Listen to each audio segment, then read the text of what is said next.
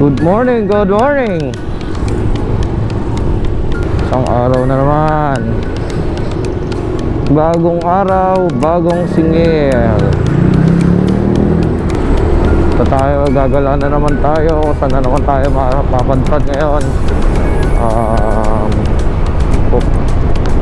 Parang pupunta muna tayo ng General Tino, Nazareth General Tino.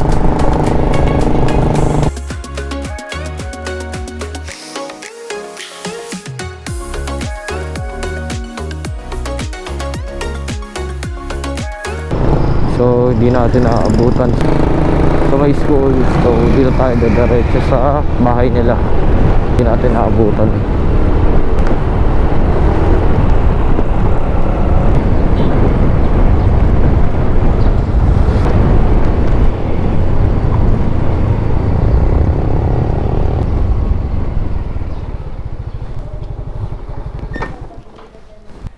Tao po. Tao po. Tao po. Sakto nga po, kababasa ko lang po na message niyo. Kumain pa kasi ko eh. Pupunta pa lang po, doon ako dadaan. 11, 12, 13, 14, 15, 16, 17, 18. 3. 1, 2, 3. 3 yan eh. Apo. Yun na lang. Okay. Sige, salamat. Teka. Sasama natin sa mga pera dito.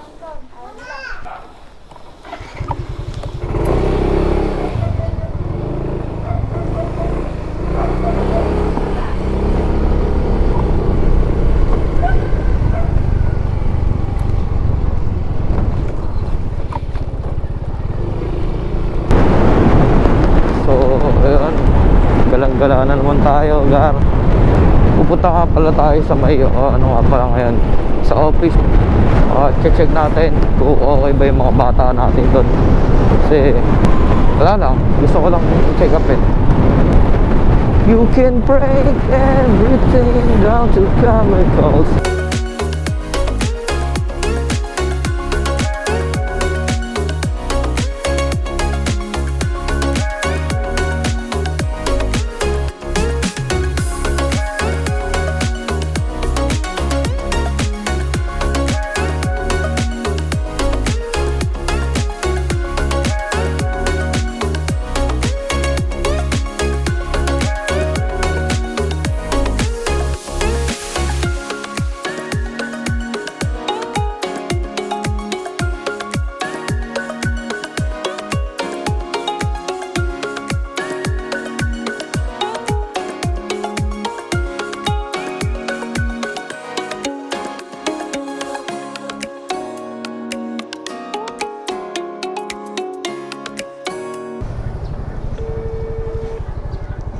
Okay, busy naman ata.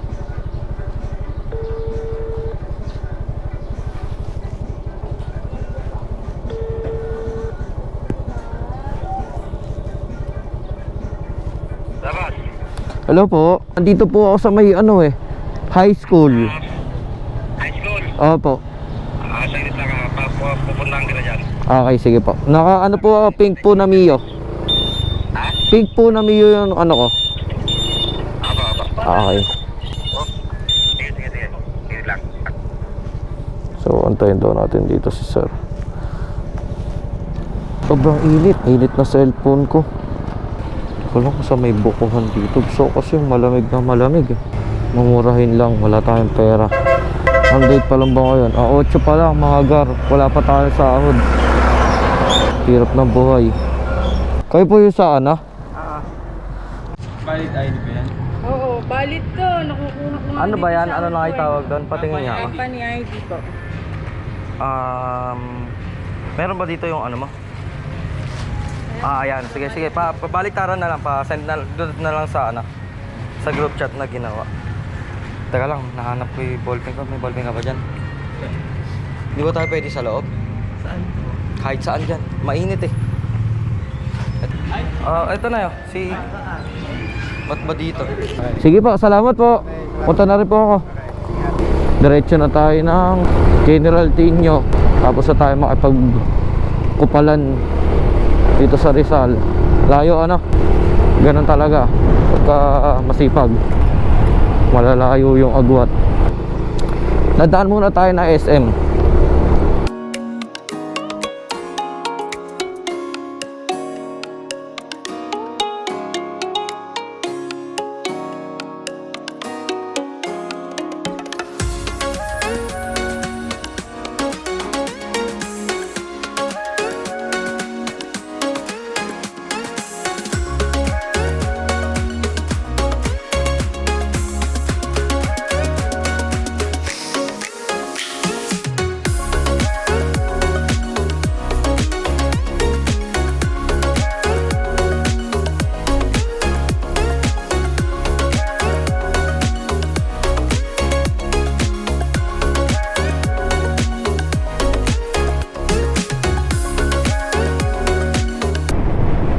Ay pare, masip Lauji ah. Dahan-dahan lang kayo dyan.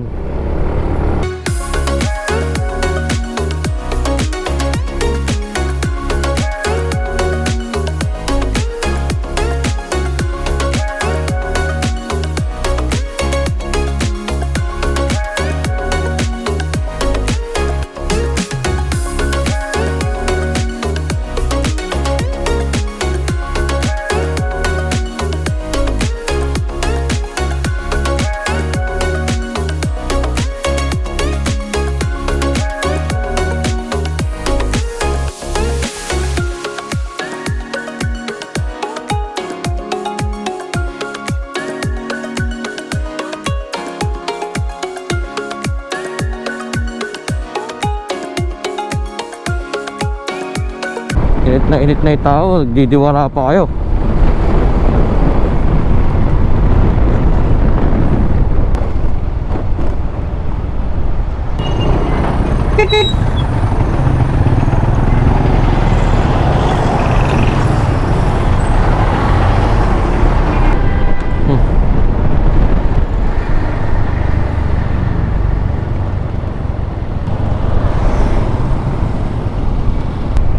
May entrance ng parking. Saan po ba yung entrance ng parking? Ayun, sa likod. Doon sa likod po. Ah, okay. Salamat po. Ay, dito pala. Ah, tapos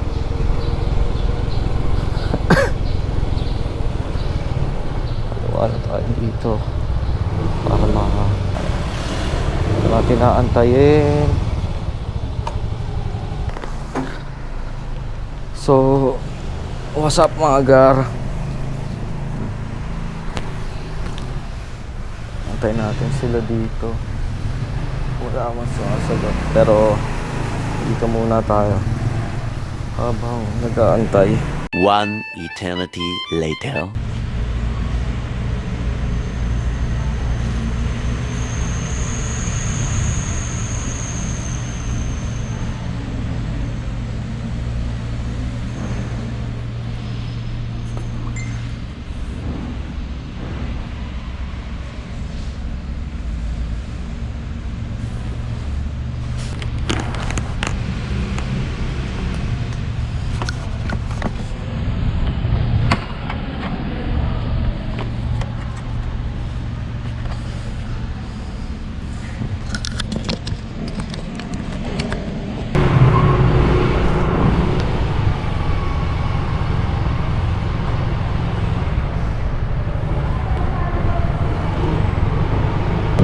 So hello mga gar, ano? Tatapos lang natin maningil.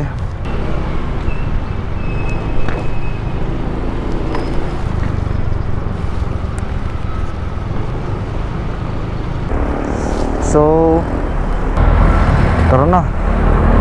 So ayun mga gar, ano? Retake tayo kasi hindi nakaayos yung mic ko kanina. Usapang CI tayo ngayon mga gar, ano? Unang-una sa pagsi-CI, tingnan muna natin yung tao, yung trabaho. Ano ba yung trabaho niya? Once na malaman may trabaho, next natin yung sahod. Hindi mo kailangan tingnan kung gaano kalaki, gaano kaliit yung sahod. Kasi kung saalang yan, saalang yan applicable kapag sobrang laki ng loan. Pero kung ang loan lang sa iyo ay maliit lang, tapos kumikita ng 500 o 500 to 600 o sabihin natin 400 isang araw, malaki yan. Pwede na yan. Next, malaman yung permanent address.